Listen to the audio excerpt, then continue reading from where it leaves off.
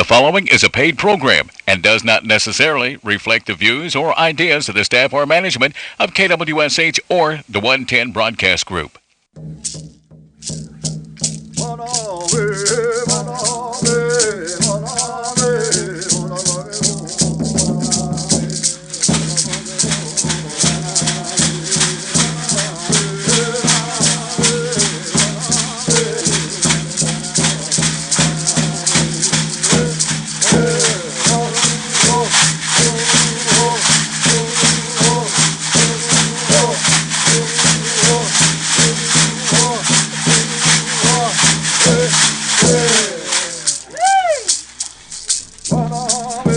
This don't go. I had to take a breath there. Oh, Seminole Logi. Jeremy Fultz, Cho Jifkados. Emojanita Hadamnita Hilojan. Popohoyan Moen. Delaney Pennock. Alagis. It's Jay. How are you doing today, Delaney? Unheathly dose. Man, I feel like we had to run in here. I'm kind of out of breath, out of shape. Played it off. Out of luck. Played it well, though. All right. So today is Tuesday, February 28th, the last day of the month because it's not leap year. Oh, man. Tomorrow, March 1st. Yep. It's a good day, beautiful day. What we doing, dose? The weather's nice outside. Can't complain. Man, this is my kind of weather right here. It's not too hot, not too cold. Feels just right. We'll see about tomorrow, though. What's supposed to happen tomorrow? I don't know yet. It's Oklahoma. We'll see. I thought you had something ready to go. I was like, Delaney looked at the weather today. Yeah, I haven't even looked at the weather. Well, good day. It's been a busy weekend for us. It seems like we've been to Ada, Henrietta. I guess those are the only places. So if you haven't been paying attention on Facebook, myself, Mr. Delaney Pennock, Catherine Howe, Josiah Jimboy, and Mark Williams, we've been traveling, trying to provide a service to the Seminole Nation communities and everyone outside of the community if they're interested in these area basketball playoffs. So I believe Thursday we went to the Ada and watched Earlsboro and Sasakwa play up there, and then rushed down to Henrietta Thursday night to watch the Varnum boys play. Mm-hmm. Then Friday, we only went to the Henrietta to go watch the Varnum girls play. They won, punched their ticket to state on Friday night. Area champs. Yep, area champs. And then Saturday, we packed up again and went to watch the Earlsboro boys play Roth. Unfortunately, they got beat by Roth. Yeah. Ended their season, but trying to do what we can. So it's been a busy weekend. Now this week, I don't think we'll be able to live stream any of the games because there's a contract, the OSSAA with the NSFF, or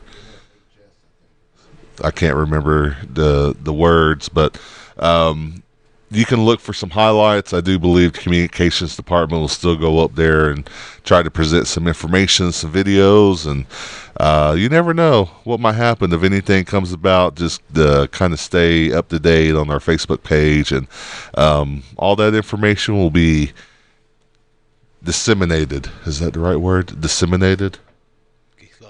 That sounds good, though, huh? Sounds good enough. All right, and so for our 4th and 8th Sundays, let's see here. This weekend, March 5th, man, it just seems like this time you missed those 2 extra days in February. We're already talking about March 5th. And so the church is having their church services or their church meetings this week. Artisy, Beaver, BMO, Bird Creek, Buckeye Creek, Community IBC, Deep Fork Columbia, Faith Baptist in Dustin, Hickory Ground number 2, Little Casita, Miccosukee, Middle Creek number 2, Montezuma, Oak Fusky, Pecan Grove, Sand Creek Eufaula, Tomajesi, Wetumpka, and then Rock Spring. And that's going to be Rock Spring, Sasakwa. And those are the churches having their church service or their church meetings this weekend. And then also the Choga Dalumi, the official publication of the Seminole Nation of Oklahoma, is adding church meeting dates to the monthly publication. And so if you're a member of a Muskogee Seminole church and don't see your church on any of the church listings that or haven't heard your church named in any of the meeting dates that we have, you can please email seminolemedia@gmail.com and let the communications department know the name of your church and when your next church meeting is, and then they will also update that. Sound good? All right, good deal. And then every week we talk about the ones who've started their journey. A lot of families are missing loved ones today. We want to remember those families and members of the communities, or the members of the community, in your thoughts and prayers. And so at this time, like every week, we want to pause for a moment of silence.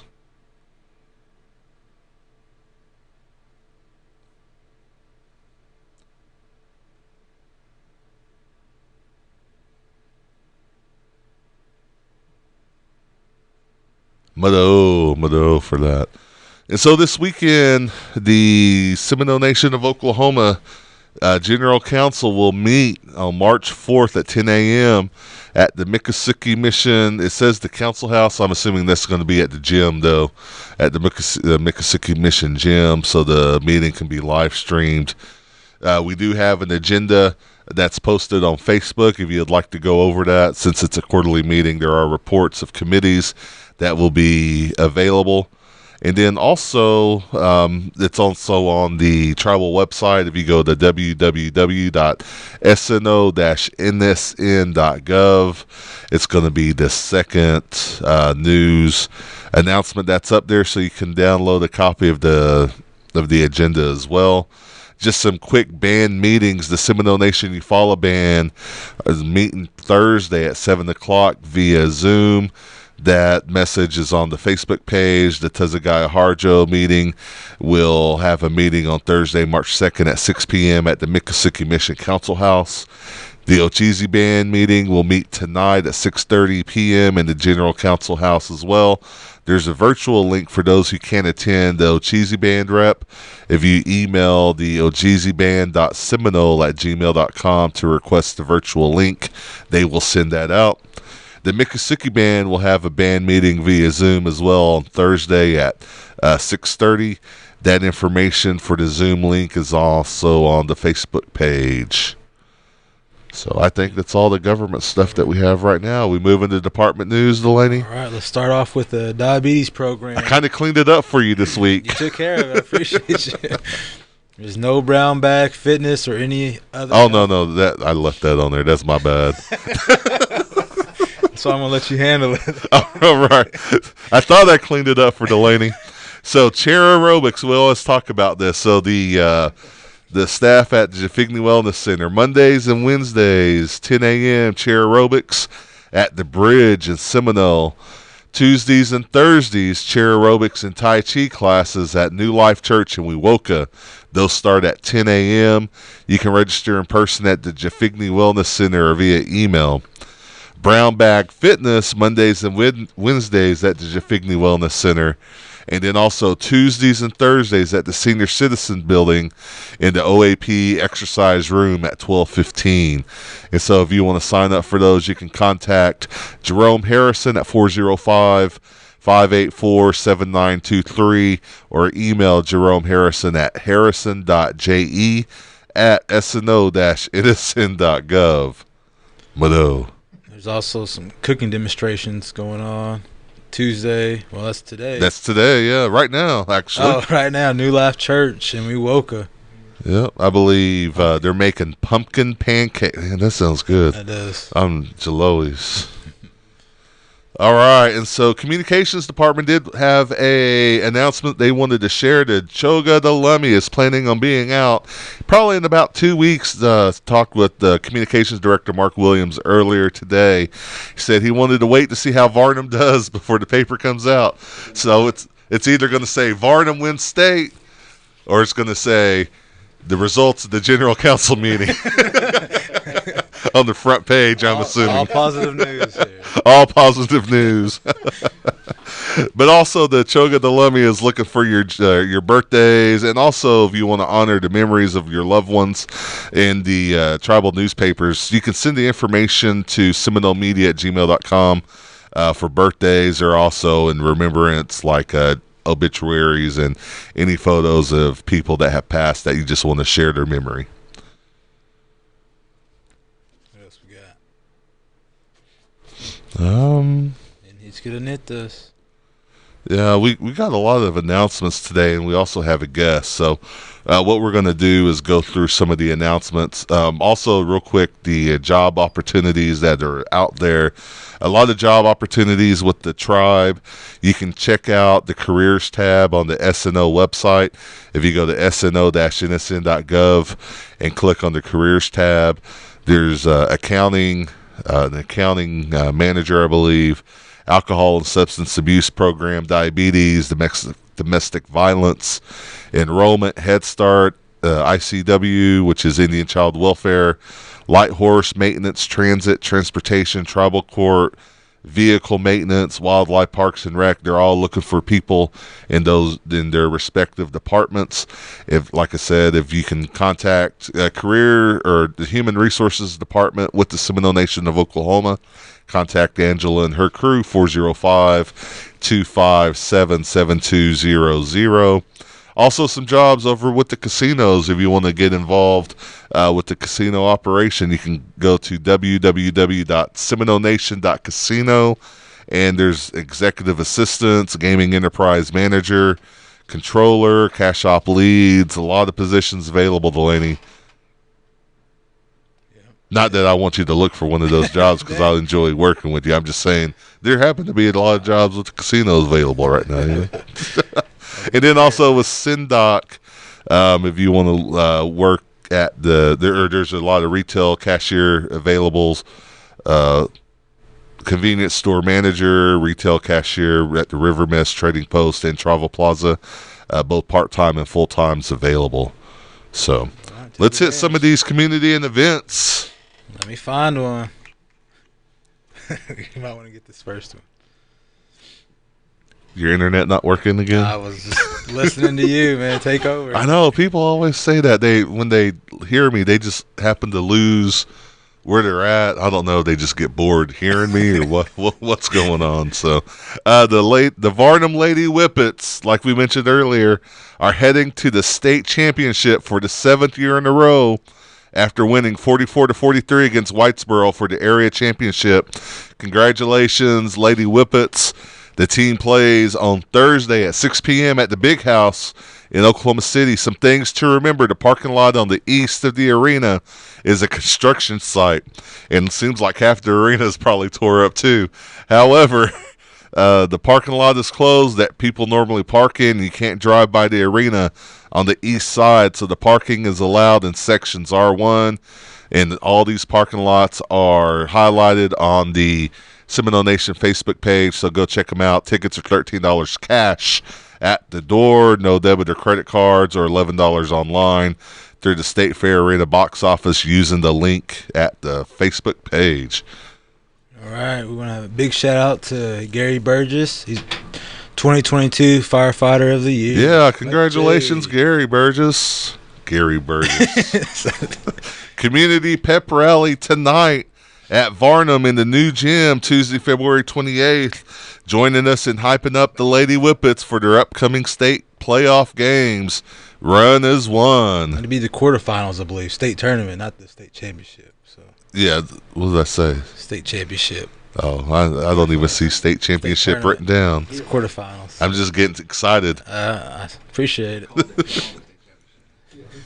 Oh, okay. That's what he was doing. So we have some native hymn CDs up for sale. Rock Spring Indian Baptist Church out of Sasakwa. Help support them for their fundraiser for their church renovations. Good deal. And also Revival. We need to give out phone numbers for the CDs, huh? You can contact Barbara Jefferson at 405-220-0335. All right, and then also revival theme, preparing for spiritual warfare. The Agasumpka Baptist Church at 400 South Wewoka Avenue in Wewoka, Oklahoma. Revival, March 2nd through the 4th, 7 p.m. nightly. Nick Martinez, Reverend Frank Washington, and Reverend Mahaya Locust will all be there. Again, that's going to be at the Agasumpka Baptist Church at 400 South Wewoka starting March 2nd at 7 p.m. Gar Creek Bingo going on Saturday, March 4th, the Miccosukee Mission. It's a food sale. Will start at 11 a.m. Bingo around 1 p.m. This is Mado for your support at Gar Creek Ceremonial Grounds, too. Yeah. And then Varnum Softball Cornhole Tournament, Sunday, March 5th. Varnum Old Gym, pre-register with the Scornholio app and concession available. Indian Tacos, registration starts at 12:30. Bags fly at 1:30. Open singles 25, open doubles 50. There's also long toss contest, $5 for 4 bags. For more information, contact Coach Votaw, 405-382-1448. Larry Harrison Memorial Singing. That'll be happening Saturday, March 4th, around 2 p.m. For more information, call 580-654-2334. And that's happening at Grace Christian Fellowship in Anadarko, Oklahoma. All right, Wild Onion Dinner. There's a lot of these going on, and we'll read the ones that you guys send to us. But the Salt Creek Methodist Church Wild Onion Dinner, March 4th. That's going to be this weekend from 11 to 2. Adults $15. Kids and under, or age 8 and under, $10 at the Holdenville Indian Community Center in Holdenville, Oklahoma. For vendor information, contact Dode Barnett, 918-752-7959. There's also one going on in Norman, First American UMC, Saturday, March 4th, 11 a.m., and that's 1950 Bow Mountain Drive, Norman, Oklahoma. Looks like they got Pelotons over there. Pelotons. Doing it big, yeah. Yep. 50-50. All right, the Seminole Nation of Oklahoma Princess Committee would like to announce their Princess Stomp Dance Saturday, March the 11th at 5 to 6. Well, dinner starts at 5 to 6. 7 p.m. starts the Hoyoy.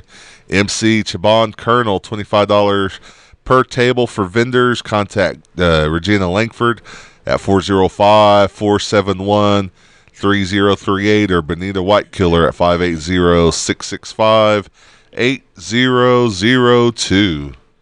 We have the 4th annual JFA Karate Tournament, March 18th, and that'll be held at 1400 Chandler Road, Purcell, Oklahoma. For more info, 405-921-0223. All right, and then Creek Hymn Singing, March 25th from 3 p.m. to 5 p.m. Supper after singing at the First Indian Baptist Church of Moore. I don't see a phone number or anything here, but that's going to be March 25th, 3 to 5 at the First Indian Baptist Church in Moore.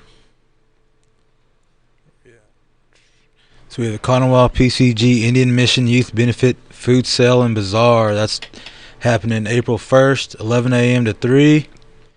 Vendors welcome, and that's in Conowal. For more info, call Pastor Rachel, 405-380-7184. You know, when Flo sent that to me, she said, my mom said she wants to hear it on Indian radio. Oh, nice. I was like, you mean the Seminole Nation radio program? Yeah, she said, yeah, just Indian radio. So I guess we're just Indian radio now.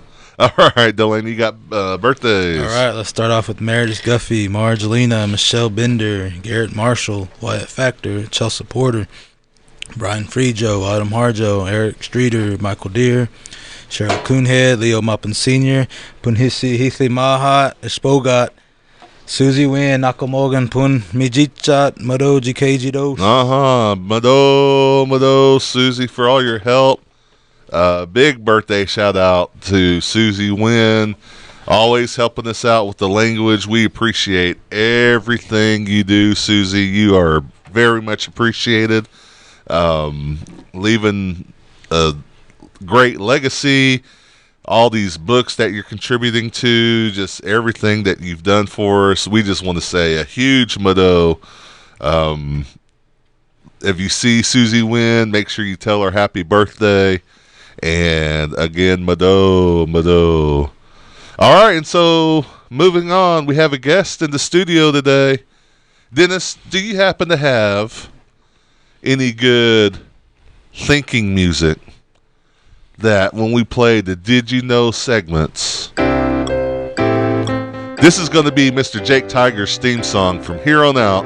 I'd like to introduce to the radio show today, all the way from the Miccosukee Mission and the HPO department, the Historic Preservation Office, Mr. Jake Tiger, ladies and gentlemen. Let's hear it for Jake. Let's don't go, everyone. Stone go. Let's jump right into it. Nice, that was a good intro. Jake, you've been busy. Oh, super busy. We trying to get information out to every single aspect that we can, tribal, non-tribal, everything that we is achievable. I would say. So huge event coming up.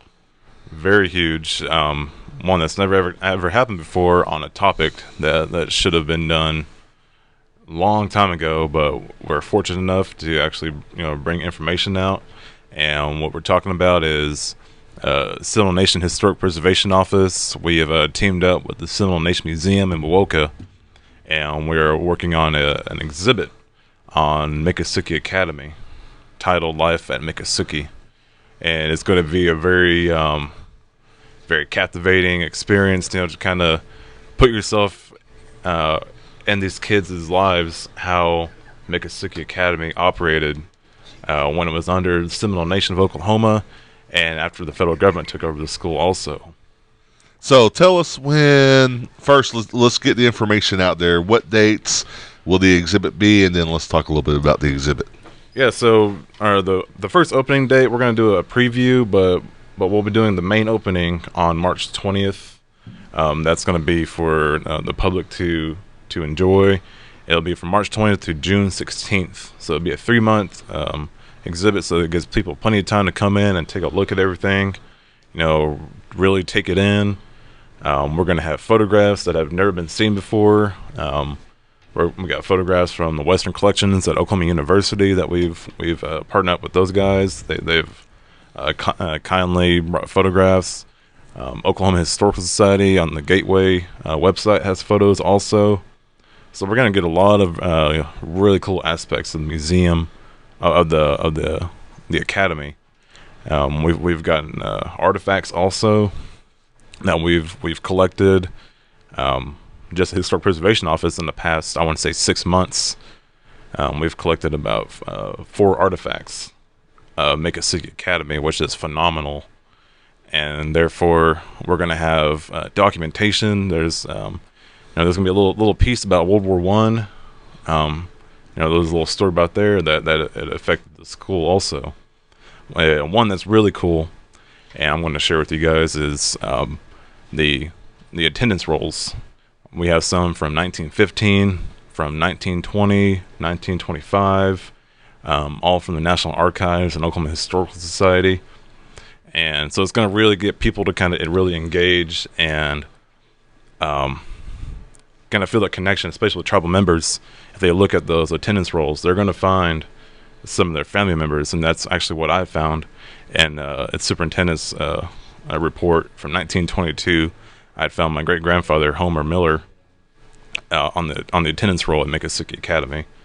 So, when people come to the museum, they're gonna take something away with it. They're gonna find a piece that they never knew before, and they're gonna see those photographs. And they're gonna see people that they had never seen of their family. And there's one of Assistant Chief Palmer that we brought to him from our own personal collection of photographs that he had identified his great-grandfather, Wilsey. And just last week, we found about 3 photographs of Wilsey in Western Collections. So, people are going to come in, they're going to really, really pull them in, and it's going to be a really great experience for our tribal members and people of this community. So, what years was the Seminole Academy, at the Mississippi Mission, up and running? Well, so leading up to that story, Seminole Nation was ahead of its game at that time. They've really focused heavily on education. John Jumper did a lot of work to really establish just the Seminole Nation as a powerhouse. We have John Chupko, who had all of his Reconstruction aspects, rebuilding the Seminole Nation after the Civil War. And Seminole Nation was very wealthy at that time. And so, when we look at Miccosukee Academy, it's not like the schools that you would see where we see a lot of these kids from North Dakota or Canada at these boarding schools. It wasn't run by a church. It was run by the Seminole Nation. So everything was entirely by the Seminole Nation. And so the school was it was built in 1891, and up until 1906, it was under by the Seminole Nation, and then later it was unjustly taken by the federal government, and they kind of shaped it after the model boarding school of the time period up until 1930. And so this exhibit that we're talking about, it's going to appeal more to just the normal people that go to the museum. You've got people who may want to look at their past family ties. You've got people that like local historians and local history buffs that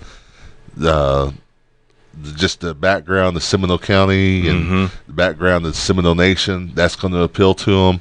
You've got people that just want to see these old pictures, Absolutely. So there's going to be a lot of people that this appeals to. And one thing, I didn't think about, and I really kind of took it in when I first started working for historic preservation, is, we call it the Miccosukee Mission, but, growing up, you never thought about, why does it have that name? And then, starting, do research and understanding that there was a ginormous 4-story structure that was sitting right where the parking lot is, and where the general council house is also. And, to really try to encapsulate that. So we have photographs from all different angles, showing how colossal this building was, and the architecture was just phenomenal at the time period. And so, we're really kind of reshaping that area and trying to, really tell a really detailed story about the school. And it's going to be a really great experience for everybody. And if you look at some of the old photos, it sticks up because it's sitting on the hill too.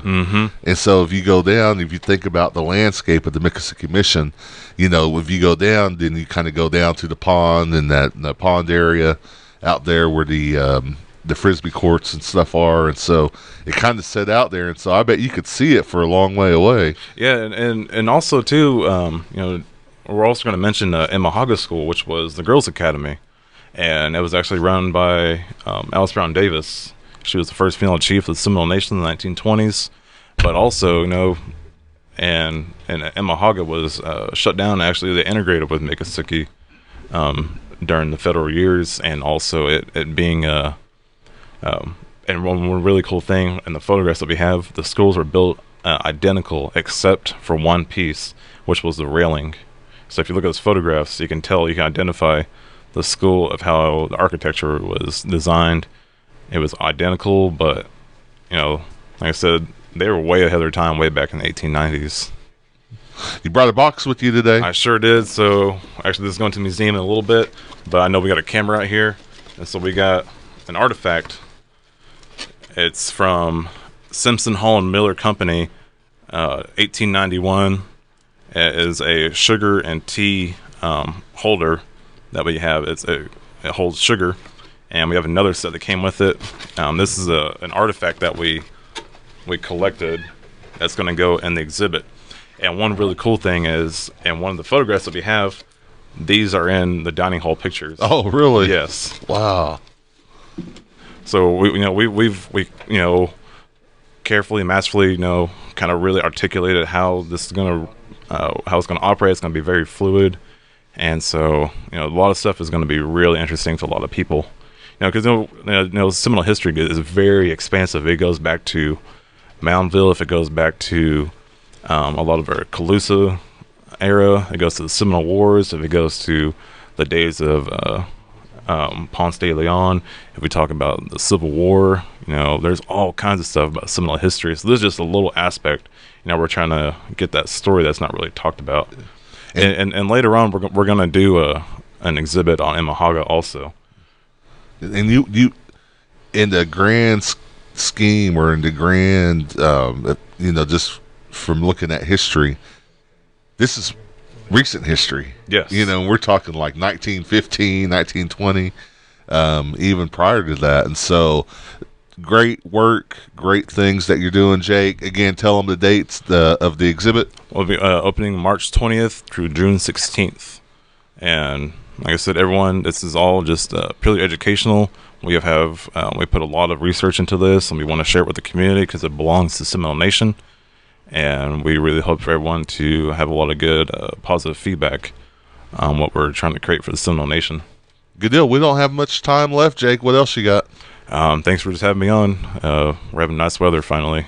Jake, Jake is the tip-top professional in this game. About 15 minutes before before the show started today, he called me up. I was like, "Oh, I wonder what's on Jake's mind." He's like, "What are we doing for lunch?" I was like,